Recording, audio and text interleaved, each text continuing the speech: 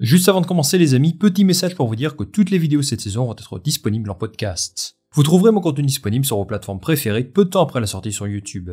Alors n'hésitez pas à aller jeter un coup d'œil, à donner une note si possible pour la visibilité et à profiter du podcast dans les transports en commun, à la salle de sport et où vous voulez. Merci beaucoup. Tout ce qui est susceptible de mal tourner, tournera mal. C'est effectivement la loi de Murphy qui régit les conditions de travail des employés d'Alpine en ce moment, qui ne pouvaient sans doute pas imaginer pire début de saison. Sportivement, c'est la cata.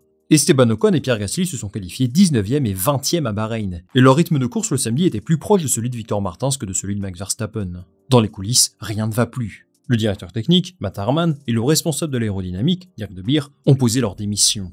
Pire que ça, ils auraient démissionné avant même que la saison ne commence, c'est-à-dire qu'Harman savait qu'il allait s'en aller, alors que c'est lui qui expliquait les différents détails techniques de la voiture lors de la présentation il y a quelques semaines. Inutile de vous dire que la performance de la voiture est plus que décevante. Et Alpine opère donc des changements structurels importants dès le premier Grand Prix. Ce début d'année cauchemardesque voit donc les ambitions d'Alpine revues à la baisse, et les perspectives futures sont particulièrement sombres. Compte tenu des ressources investies, une saison comme celle-ci pourrait avoir des conséquences gravissimes sur l'équipe, et plus globalement sur le futur de la marque en Formule 1. Alors qu'il est dos au mur, que souhaite mettre en place Bruno Famin? Peut-on attendre un rebond un petit peu plus tard cette saison, en mode McLaren 2023? On va tenter de comprendre tout ça ensemble dans cette vidéo, on est parti. Pour commencer, lisons ensemble le communiqué d'Alpine qui annonce la restructuration de l'équipe. Je vous ai sélectionné les extraits qui sont selon moi les plus importants. Regardez. Alpine effectue dès aujourd'hui une série de changements organisationnels au sein de ses équipes techniques pour adopter une nouvelle approche à 3 piliers. L'écurie a créé 3 postes techniques spécialisés, directeur performance, directeur aérodynamique et directeur ingénierie, pour remplacer la structure précédente avec un directeur technique unique. Cette décision intervient après une période de résultats décevants en Formule 1, où l'équipe a glissé de la 4e à la 6e place au championnat constructeur entre 2022 et 2023. Bruno Famin déclare ensuite qu'il est temps de franchir une nouvelle étape en matière d'organisation et de personnes. Cette nouvelle structure a 3 piliers, avec 3 directeurs techniques, et qui apporteront un meilleur travail et une meilleure collaboration dans nos domaines techniques pour contribuer aux performances de nos usines à la piste. La première chose à noter, c'est qu'il y a 2 grandes raisons qui expliquent cette réorganisation. Le début de saison décevant, mais aussi la chute de la 4e à la 6e place entre 2022 et 2023. Et si vous le voulez bien, j'aimerais revenir sur ce point. Sous la responsabilité de Laurent Rossi et de Otmar Szafnauer, l'écurie n'a pas progressé. Tout le monde sera d'accord là-dessus. C'est pour cette raison qu'ils ont été renvoyés de l'équipe. Et c'est Bruno Famin qui leur a succédé en juillet dernier. Lors de sa nomination, il disait qu'il souhaitait prendre le temps de comprendre ce qui clochait dans l'écurie. Son rôle était de déterminer avec l'ensemble de l'équipe quelle est leur situation réelle, et de définir les grandes lignes d'un plan qui guidera leur future saison. 8 mois plus tard, pardonnez-moi, mais j'ai du mal à voir quel est le projet. Famin a été confirmé dans ses fonctions. Il a souhaité, au départ, continuer à faire confiance à son directeur technique. Mais on s'aperçoit aujourd'hui que cette option n'était tout simplement pas la bonne, puisqu'il a démissionné avant même que la saison ne commence. En fait, je ne comprends pas pourquoi cette décision n'est pas intervenue avant. Dans le communiqué, on nous indique que Matt Harman et son collègue ont démissionné, mais ce que je lis personnellement, c'est qu'il y a une vraie volonté de restructurer tout ça, de modifier profondément la façon de fonctionner. Et si c'était vraiment la volonté première, pourquoi n'ont-ils pas entamé ce processus avant que la saison démarre? Bruno Famin a sûrement ses raisons, et après tout, il est là depuis moins d'1 an, donc il faut lui laisser du temps. Mais il y a quand même un sacré dysfonctionnement. Une écurie qui change radicalement d'organisation au bout d'un seul Grand Prix, ce n'est pas une écurie saine. Ça arrive souvent qu'il y ait du mouvement pendant la saison, mais tout de même pas à ce point-là. Toujours est-il qu'Alpine introduit un nouveau schéma organisationnel. Une direction tripartite englobant les secteurs de l'aérodynamique, de la performance et de l'ingénierie. Le rôle précédemment occupé par Matt Harman est ainsi divisé en 3 responsables, qui sont placés sous la responsabilité directe de Bruno Famin. Adopter cette structure ne représente pas une innovation en soi. C'est une façon de travailler qui est déjà en vigueur chez McLaren. D'ailleurs, Bruno Famin reconnaît ouvertement s'être inspiré d'Andrea Stella. C'est drôle parce que c'est presque un copier-coller de ce qu'a fait McLaren l'an dernier. Je vous ai retrouvé leur communiqué de l'époque, ça date du 22 mars 2023, soit 3 jours après le Grand Prix d'Arabie Saoudite. Dans celui-ci, ils indiquent que James Key, le directeur technique de l'époque, a quitté l'écurie pour laisser place à 3 têtes pensantes respectivement en charge de l'aérodynamique, de la performance et de l'ingénierie. Au moment où McLaren publie ce communiqué, c'est la pire écurie de la grille. Et la suite, vous la connaissez. Énorme remontada en deuxième partie d'année, des podiums à tout va, et tout le monde monte dans le train de la hype Norris et Piastri. Les situations entre Alpine et McLaren à ce moment-là de la saison sont très similaires. 2 ex-écuries du midfield qui ont raté une partie de leur développement pendant l'hiver et qui misent sur une solution pour le moins radicale pour rattraper le wagon de devant. À mon sens, Bruno Famin a raison d'opérer ces changements. Le timing est à revoir, mais il pense que ce type d'organisation peut offrir un vrai boost à l'écurie, et sur la grille, on a vu que ça fonctionne. Il tente quelque chose de nouveau pour faire sortir son équipe du fond de grille, et on peut au moins lui accorder qu'il a le mérite d'essayer. Mais faire une sorte de simulacre du modèle de McLaren peut-il vraiment fonctionner? En premier lieu, rien ne garantit que les personnes en place chez Alpine peuvent apporter autant que chez McLaren. David Wheeler était directeur aéro chez Williams entre 2018 et 2023, et on ne peut pas dire que ses résultats soient extraordinaires. Kieran Pilbeam, excusez-moi si je prononce mal, est en charge de la performance, et c'est quelqu'un de la maison. Et c'est la même chose pour le dernier de leurs directeurs, Joe Burnell.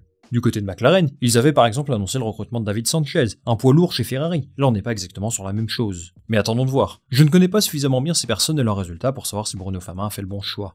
Personne n'osait imaginer une telle saison pour McLaren l'an dernier, donc je suis curieux de voir s'ils peuvent apporter ce qui manque à Alpine aujourd'hui. Justement, qu'est-ce qui leur fait défaut?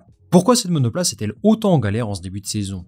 Ce qui est évident, c'est qu'elle est en surpoids. Là, elle me fait un petit peu penser à quelqu'un qui a totalement arrêté le sport pendant l'hiver, et qui du coup fait appel à Bernard Canetti, le fondateur de Comme J'aime, pour préparer le Summer Body bien comme il faut. Là, c'est affreux. La monoplace se retrouve avec 11 kg de trop par rapport au poids minimal autorisé. 11 kg en Formule 1, c'est énorme. Et c'est évident que ça leur fait perdre de la performance par rapport aux autres voitures, qui elles sont en dessous de la fameuse barre des 800 kg. Alors vous allez me dire, pourquoi la 524 est-elle en surpoids? Selon The Race, l'explication se situe sur le monocoque de la voiture. C'est là que se trouve la cellule de survie du pilote, et celle-ci est bien sûr soumise à des règles extrêmement strictes de la part de la FIA. Dans le cas où un accident se produit, la cellule de survie doit pouvoir supporter un certain niveau de choc. Et pour chaque monoplace, la FIA va analyser si le monocoque respecte ces règlements. Pour faire simple, ils font un test pour vérifier la solidité. Ne cherchez plus, le problème se trouve là. Alpine n'a pas réussi le test de la FIA, ce qui a obligé les ingénieurs à renforcer la cellule de survie. Qui dit renforcer la cellule de survie, dit augmenter le poids de la monoplace. Et qui dit augmenter le poids de la monoplace, dit réduire la performance en piste. C'est quelque chose qu'ils n'avaient absolument pas prévu, et ça les oblige à rouler en surpoids aujourd'hui. C'est un sacré casse-tête, parce qu'ils vont devoir réussir à perdre de poids sur une zone extrêmement sensible, où il y a un enjeu de sécurité très important. Du coup, ils pourraient choisir de maigrir sur d'autres zones de la monoplace, mais c'est risqué. Ça peut les amener à modifier certains concepts aérodynamiques, et vous savez que changer d'orientation comme ça en plein milieu de saison n'est jamais quelque chose de facile. Ça va beaucoup travailler en simulation pour déterminer quelle est la meilleure solution aujourd'hui. Et s'ils estiment que les bénéfices potentiels sont supérieurs aux risques, eh bien ils mettront quelque chose en place. Il y a du boulot, mais c'est la priorité absolue d'Alpine aujourd'hui. La monoplace n'a pas seulement un problème de poids. Il y a des défauts aérodynamiques assez évidents qui leur font perdre de la performance. Les deux pilotes se sont notamment plaints d'un manque de traction dans les virages. Ça s'ouvre pas mal, et du coup leurs sorties de virage sont vraiment compliquées. Je pense que le poids de la voiture a forcément quelque chose à voir là-dedans. Mais on peut également suspecter des problèmes sur les suspensions. Ça manquait vraiment de grippe à certains moments. Dernière chose, la voiture a un gros déficit en ce qui concerne l'appui aérodynamique. De toute évidence, l'écurie n'a pas atteint les objectifs fixés pendant le développement, et on s'aperçoit qu'il y a de gros problèmes sur le train arrière notamment, qui devraient se régler un petit peu plus tard cette saison. Car oui, pour Alpine, nous sommes sur un objectif de développement continu. Ils ont annoncé dès la fin des essais qu'ils sont dans une phase de restructuration, et qu'ils entament désormais un long processus de rétablissement.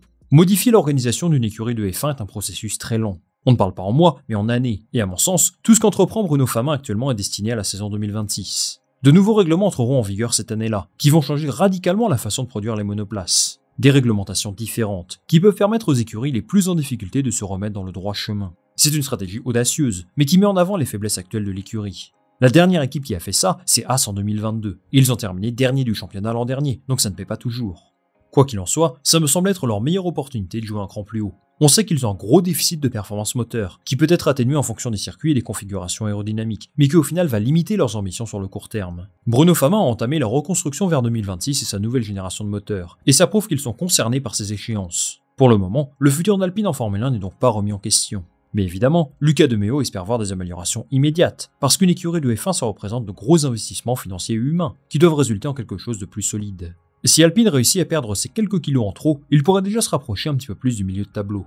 Maintenant, reste à voir ce que valent leurs évolutions face au reste de la grille, et s'ils pourront quitter cette zone sombre du classement, qui ne reflète en rien ce dont sont capables Esteban Ocon et Pierre Gasly. Il va falloir être patient, car cette saison à la suivante risque de paraître bien longue. Merci beaucoup les amis d'être restés jusqu'au bout de cette vidéo. Donnez-moi votre avis en commentaire sur les changements organisationnels d'Alpine. Si vous êtes plutôt optimiste ou très pessimiste pour l'avenir, moi je lirai tous vos commentaires attentivement.